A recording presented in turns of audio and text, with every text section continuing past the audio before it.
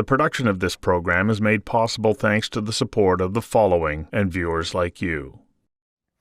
In his book, Deep Utopia, Life and Meaning in a Solved World, philosopher Nick Bostrom ponders what life could be like in a solved world, a world where everything works, and better than if human hands got in the way. What then, asks Bostrom, is the reason to work? Is it to earn extra income, or because working is an intrinsically valued activity? Bostrom is the head of the Future of Humanity Institute at Oxford, a philosopher with a background in theoretical physics, computational neuroscience, logic, and artificial intelligence. He has been called the Superintelligent Swede because of the deep philosophical work he undertakes as he examines the trajectory of human life at the intersection of destruction and possibility. Bostrom says if artificial intelligence can be achieved, it would be an event of unparalleled consequence, perhaps even a rupture in the fabric of history. A rupture, Bostrom says, that will change the course of human history, and it's an open question as to whether or not it would end human history. I invited Nick Bostrom to join me for a conversation that matters about our flirtatious and tempestuous relationship with the evolution of intelligence. Nick, welcome. Thanks for inviting me. Well, it's my pleasure. You know, I really enjoyed digging into Deep Utopia because it's a look at the possibility of the optimistic side of the development of AI. And so just before we get started, I wouldn't mind reading out loud right now the preface to the book, because the way you compare our fascination with artificial intelligence to a child in awe of an overnight snowfall is really interesting. So, and I think it'll help set the stage for our conversation. So here's just that part. You say, like children opening their eyes to a new day, having gone to bed the previous night as tufts of snow begin to fall. We dash to the window and lift ourselves to the tip of our toes to behold the landscape transformed, a winter wonderland glittering with possibilities for discovery and play. Even the tree branches, before so boringly bare, have been changed into something beautiful and magical. We feel we are inhabiting a storybook or a game world, and we want very much to put on our boots and mittens immediately and run outside to see it, touch it, experience, and play, play, play. We really are at that stage, aren't we, when we are looking at AI, which is still a nascent development, but we have stars in our eyes. What do you think it is that fascinates us so much about the idea that there could be another kind of intelligence? Well, when you were reading that, it struck me I should almost have called it Canadian Utopia, maybe rather than Deep Utopia, with the Winter Wonderland vignette. I think it's natural for humans to ponder and dream about whether there could be a better world than the one we currently inhabit. Traditionally, sometimes these thoughts have gone in a spiritual or theological direction, of course, and then there have been various utopian writings throughout history. Like medieval peasants had this fantasy of the land of cocaine, which was kind of where rivers would overflow with wine and roasted turkeys would land at the plate. And if you imagine living in extreme poverty, days of back-breaking labor, like just the idea of having plenty to eat and time to relax would already be enough to kind of fully satisfy you as a vision of hope and aspiration. I think now when we are approaching what I think will be this transition to a machine intelligence era, we maybe need to give some deeper thought to what ultimately it is that we would be hoping to achieve if things go well, if we avoid all the pitfalls and the dangers, like what is the actual destination that we are steering towards? You wrote Superintelligent a number of years ago, and a number of people point to it and go, oh, okay, you pointed out what some of the challenges and pitfalls would be ahead of us as we start to introduce artificial general intelligence into our worlds. But now you've written Deep Utopia, and it's as though you're saying, well, okay, we've considered what the negatives are. What is it about why we also have to pay so much attention to what the optimistic possibilities are? Well, I think if we never lift our eyes from the ground and gaze towards the horizon, we have no way of telling whether we are on the right track or not. Like, we might be making a lot of progress, but unless we consider where we are ultimately headed, like, we might be making progress in the wrong direction. So I think from that point of view, it's useful occasionally to take some time to reflect.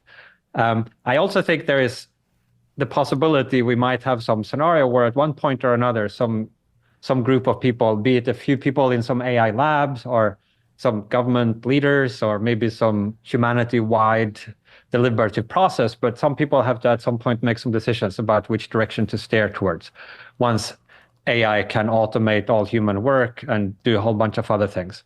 And that will be a really hard deliberation that might affect the shape of things to come for millions of years. And so it would seem useful to me to have something to read in preparation for going into that deliberation. And that was another little goal with writing this book, to maybe not just introduce specific ideas and concepts and thoughts and arguments, but also perhaps put the reader in a certain frame of mind to explore these topics with a kind of generous, playful, open-minded attitude.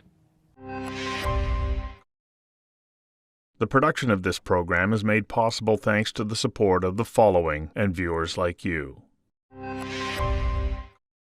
I'm somewhat fascinated by our ability to actually achieve the idea or achieve the building of artificial intelligence. Partly because I go, okay, my thinking or understanding about AI is that no matter what way it's built, it's still a logarithmic program, whereas our brains and the way that we learn is through heuristic learning. Can we actually bridge that gap from an algorithmic machine to one that can mimic the sort of the heuristic learning capabilities of human beings? I think that is what the current generation of AI systems are beginning to do. AI used to be, back in the 60s and 70s, about handcrafting rules, logical principles, and then a database, and you could make simple logical inferences. But that so-called good old-fashioned AI didn't scale. These systems were brittle, they lack common sense. Now, and indeed since around 2012, 2014, the focus has been on machine learning. So this means crafting algorithms that are able to learn from experience and then build up representations on the basis of that. And we've seen a string of breakthroughs from perception, where it became possible to have an AI look at an image and recognize what's in it, to various game-playing AIs, AlphaGo beating the world's Go player, and then more recently these large language models, which exhibit certainly glimmers of understanding and common sense and can communicate with us in ordinary language. But I think it would be a mistake to index too hard on what AI currently can do and think of that as being AI. This is a rapidly moving field, and AI 2 or 4 or 6 years from now will be quite different from what AI is today. So we have to look at where the puck is going. And to me, it seems clear the puck is going towards superintelligence, systems that can do everything that we can do, but ultimately do that much faster and much better with greater precision. So I'd like to ask you, your model moving forward, especially when we look at Deep Utopia, how does that play when we take into consideration maybe Yuval Noah Harari's more reductionist look at AI? You seem to be a bit more expansive. Why are you as optimistic as you are right now? Yeah, well, I mean, whether it's a a view of optimism or pessimism is a separate question. I mean, indeed, I think there will be significant risks associated with this machine intelligence transition, as well as enormous upside if we get it right. But ultimately, what has enabled us humans to attain this kind of unique position on the planet is not that we have stronger muscles or sharper teeth than other animals. It's that we have slightly differently configured brains, but these are finite physical systems. And in theory, there is no reason why you couldn't implement similar algorithms in a machine substrate with sufficiently powerful computers. And then if you make the computers even bigger, you could have machine minds that think faster and remember more and can develop higher level of abstractions. And I think maybe this, back when I wrote Superintelligence, still seemed a little bit sort of science fiction-y like, but over the last several years, we've seen a big shift in public perception. And indeed, world leaders now are starting to take the idea of transformative AI seriously. We've had statements coming out from the White House. There was the Global Summit on AI in London a few months ago. I was just yesterday in Brussels. There was a high-level AI meeting there, and we've seen this dramatic shift now where I still think people are indexing too much on what AI is today, but there is at least this kind of dawning awareness that we might be on the threshold to some big transformation. So can we actually, let's say we get to that point, can we actually put the word that I hear people using right now, guardrails around AI, if we're developing an intelligence that would grow to be superior to ours? Because as you pointed out, I mean, as human beings, we are able to do so many things because of our intellectual capabilities, our ability to be able to, use our brain. Well, superintelligence, or the more dominant intelligence, wins out. I mean, that's the rule of nature. Will we be able to say, okay, AI, you can only go so far. We want you to solve all of our problems, but we don't want you to take over? Yeah, we want to align it with human values or develop scalable methods for AI control, such that we could be confident that no matter how smart the AI is, it's on our side fundamentally, like an extension of our own agency. And this is a technical research challenge, which is as yet unsolved, but a lot of work is now being done by it. All the leading AI labs have research groups focusing specifically on this. And the hope is that by the time somebody figures out how to make machines super intelligent, by that time we will also have figured out how to make super intelligent machines safe. But that is not a given, right? This depends on the relative rate of progress towards AI capability versus AI alignment. The production of this program is made possible thanks to the support of the following and viewers like you.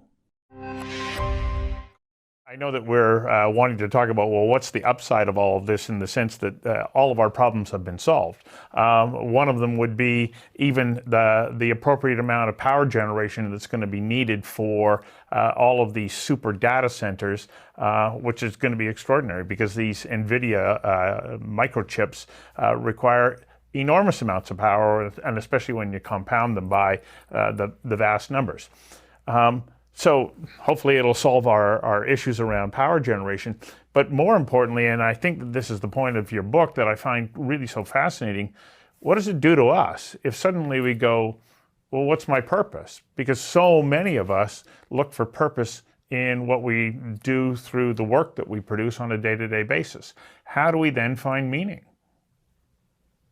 Yeah, so we'd have to rethink the basis upon which we ground our sense of self-worth or dignity, for sure. I think there are layers to this onion.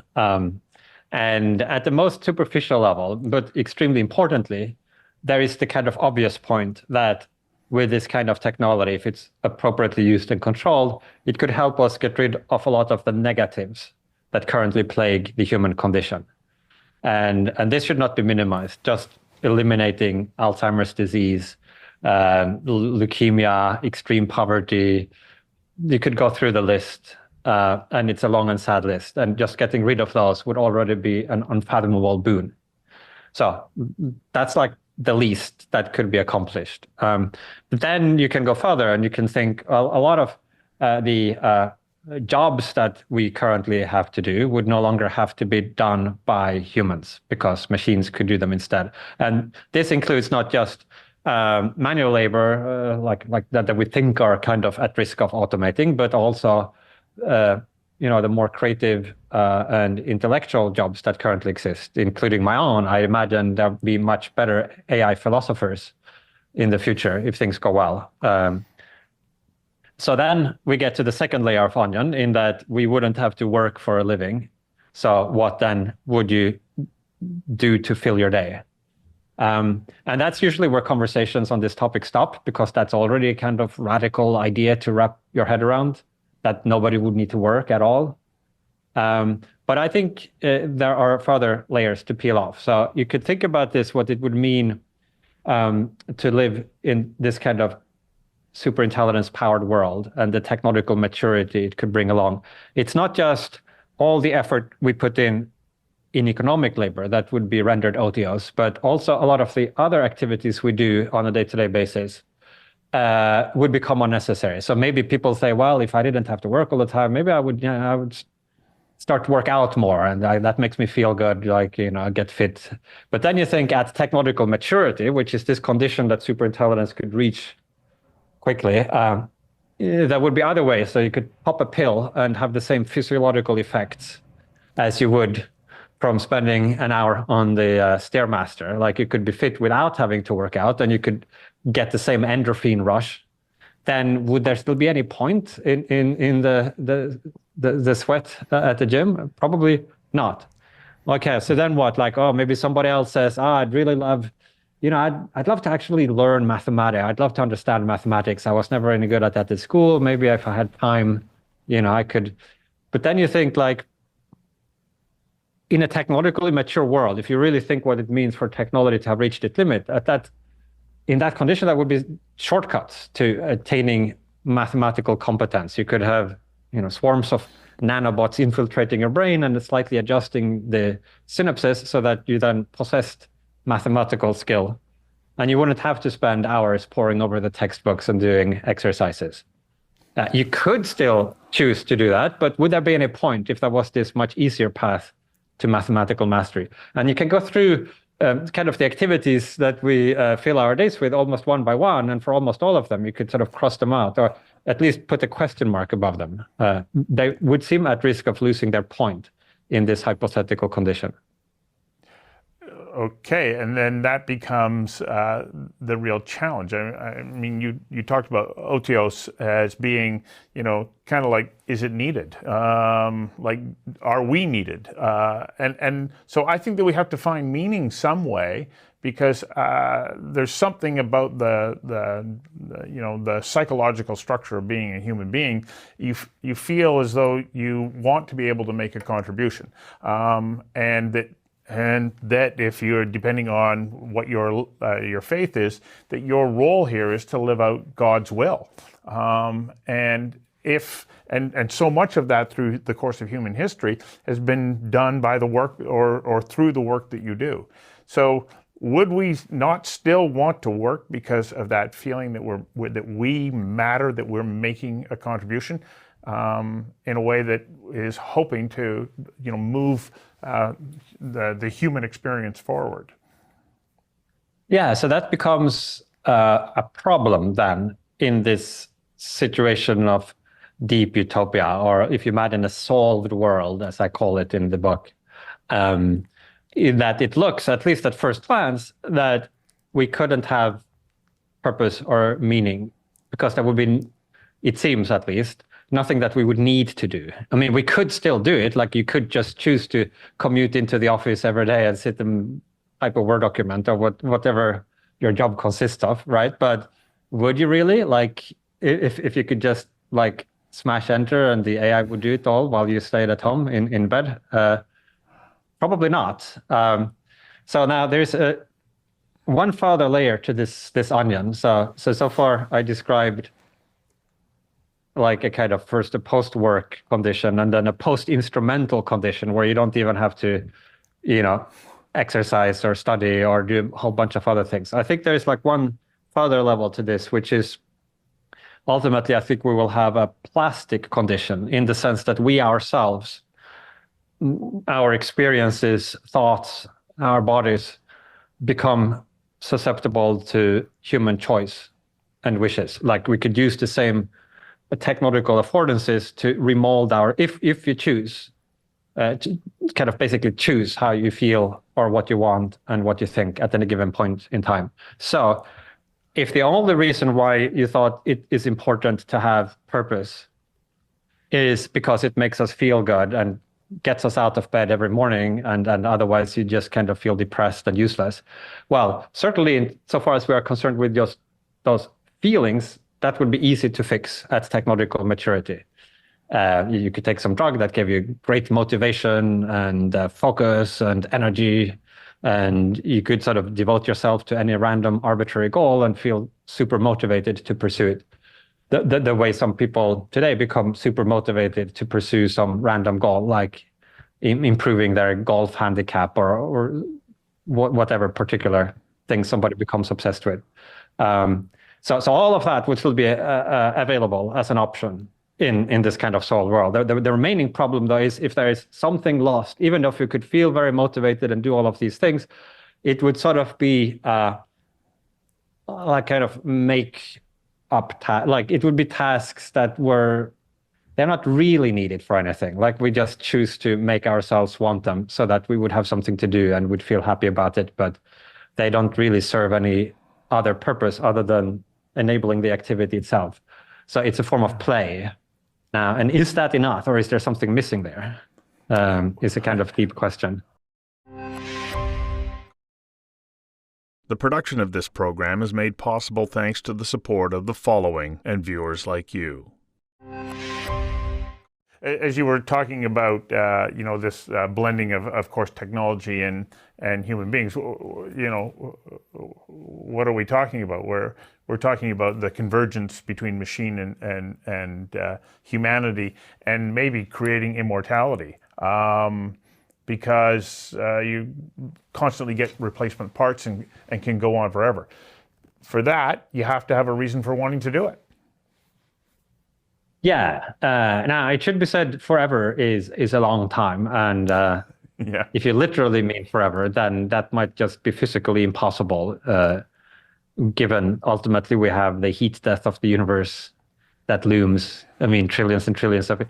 But it's still an important distinction, because that is one of the things that separate what the best possible thing we might hope to engineer for ourselves on the one side, and say many religious conceptions of the afterlife on the other, where you would literally have immortality. So in a sense, from the perspective of eternity, whether we live for 80 years or 800 years or 80,000 years, it's kind of a blink in the eye of eternity either way. Like it's infinitesimally small compared to actual eternity. So it is worth making that distinction. Now, I certainly think extreme longevity would be technologically feasible in this kind of technologically mature condition. Whether in biological forms you could develop rejuvenation therapies and ways to repair the damage that occurs in our cells and between our cells as we age, and then maybe bring down the accident risk. You could certainly have lifespans of thousands of years in that way, or ultimately, I think probably more realistically, upload into computers, and then your software, you could make backup copies, etc., and we could have kind of astronomical lifespans.